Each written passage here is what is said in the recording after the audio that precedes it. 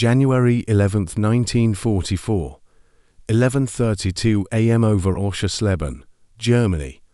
The sky shakes with engine noise, 4 engines, then 8, then dozens. Black dots grow fast against a pale winter sky.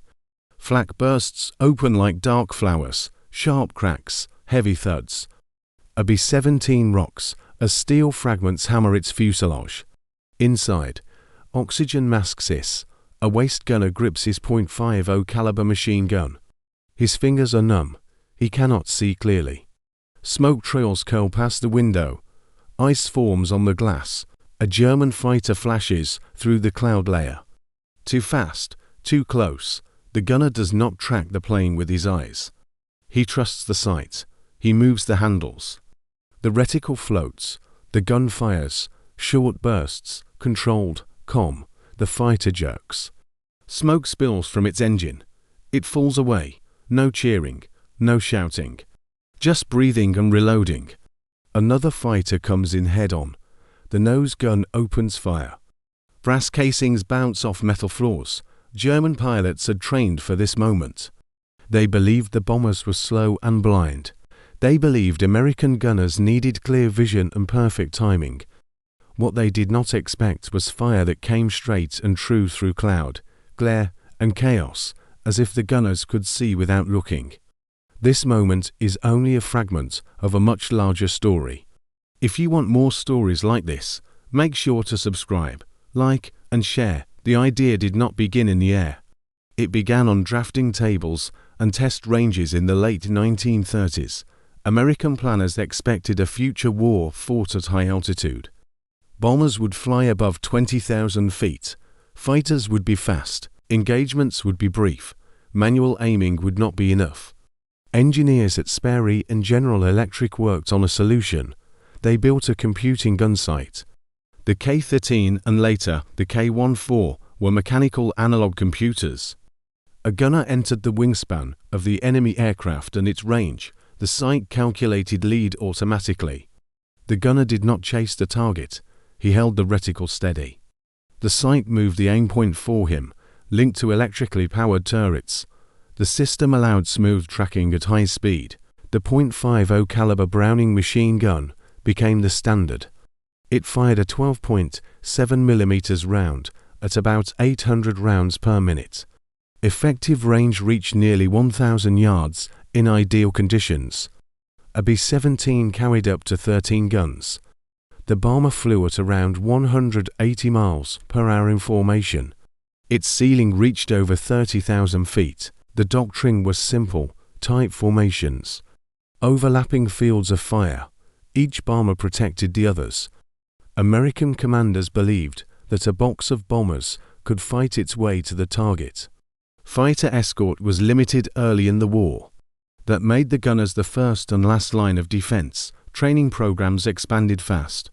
Gunners learned geometry, aircraft recognition, and deflection shooting. They trained on moving platforms and tow targets. The goal was precision under pressure, not instinct, calculation. Early combat exposed the gaps between theory and reality. In 1942, bomber losses were heavy. Over Europe, inexperienced crews faced seasoned German pilots. The Luftwaffe attacked from head-on and from above. Gunners struggled to judge speed and angle. Early computing sights were delicate. They froze at altitude. Electrical systems failed. Reports complained of vibration and lag. One gunner wrote, "Sight drifted." Could not hold solution. Training was rushed. Many gunners had fewer than 150 flight hours before combat. Some had never fired in real air combat before their first mission. German pilots mocked the bombers. They called them slow and clumsy. Early interceptions scored high. On some missions, bombers lost over 10% of their force. Commanders worried the daylight bombing campaign would fail. There was also confusion in tactics. Some gunners fired too early. Others waited too long. A German report from late 1940 noted, enemy defensive fire inaccurate beyond 400 meters. The belief spread that bomber guns were more noise than threat. That belief did not last. Experience changed everything. Crews learned to trust the sight. They stopped swinging the guns wildly. They fired short bursts. They coordinated sectors. Formation discipline improved.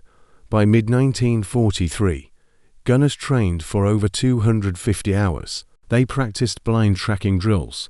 In these drills, the instructor covered the gunner's view. The gunner followed only the sight's movement. Hits increased. The computing sight proved its value. At closing speeds over 500 miles per hour, human reflex was to slow. The sight calculated lead in real time. Power turrets allowed smooth tracking without muscle strain. The .50 caliber round proved deadly. It could punch through engine blocks and cockpit armor. German fighters had to close within 300 yards to score reliable hits that put them deep inside the bomber's kill zone. Defensive fire became denser and more accurate.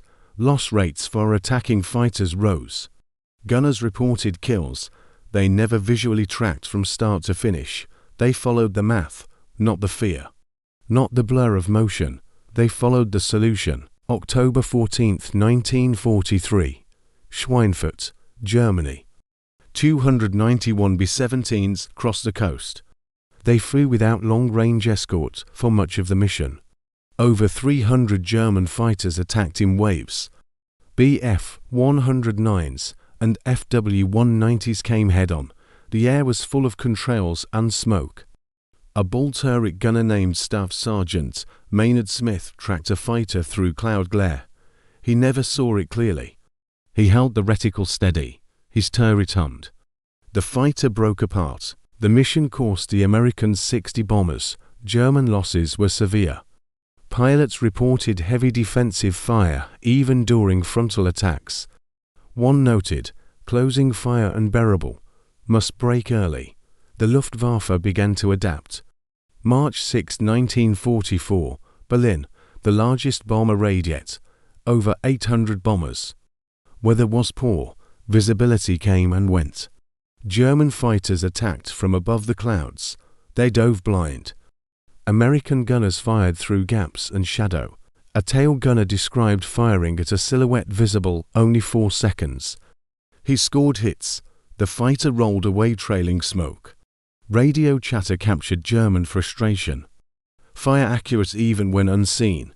Losses forced changes. June 21, 1944. Over the North Sea.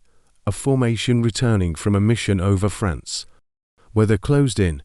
A lone FW-190 attacked from below through cloud. The waist gunners could not see it. The top turret gunner tracked a faint blip through his sight. He fired. The fighter emerged already burning. It ditched into the sea. The crew did not cheer. They checked ammunition. They scanned their sectors. They expected another attack. This was routine now. The industrial weight behind this change was massive. By 1944, the United States produced over 12,000 heavy bombers. Each bomber carried thousands of rounds of ammunition. Training schools graduated tens of thousands of gunners. Maintenance units improved site reliability. Heated components reduced freezing. Standardized doctrine improved coordination. German industry struggled to keep pace. Fighter production increased, but pilot training hours dropped. Fuel shortages limited flight time. Experienced pilots were lost faster than they could be replaced. American bombers flew hundreds of thousands of sorties. Defensive fire accounted for a growing share of German losses. The balance shifted. The psychological effect was sharp. German pilots spoke of the guns as a wall. They called the bombers flying fortresses. One diary entry read, "Approach feels like flying into steel rain." New pilots hesitated. They broke off attacks early. Some fired from too far away. Morale suffered. American gunners felt the change too. Confidence replaced panic. They trusted their training. They trusted the sight. Fear remained, but it no longer ruled their hands. Late in the war, improvements continued. The K-14 sight refined calculations. Turret motors became more reliable. Radar-assisted gun laying appeared on some aircraft.